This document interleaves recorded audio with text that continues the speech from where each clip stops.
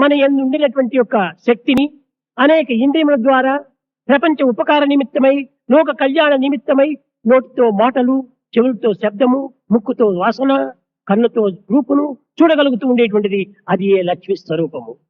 நம்மிடம் உள்ள சக்தி நம் புலன்களின் மூலம் உலக முன்னேற்றத்திற்காகவும் உலக நலனுக்காகவும் நம் வாயின் மூலம் பேசுவதும், காதுகளினால் கேட்பதும், கண்களினால் பார்ப்பதும், மூக்கினால் நுகர்வதும் நிகழ்கின்றதென்றால் அதுவே லக்ஷ்மி ஸ்வரூபமாகும்.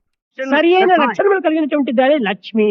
சரியான லக்ஷணத்துடன் கூடியவளே லக்ஷ்மி. అనగా మంచి దృష్టి కలిగినటువంటిదే లక్ష్మి. அதாவது நல்லதை பார்ப்பவளே லக்ஷ்மி. మంచి శ్రవణం గావించేటువంటిదే లక్ష్మి.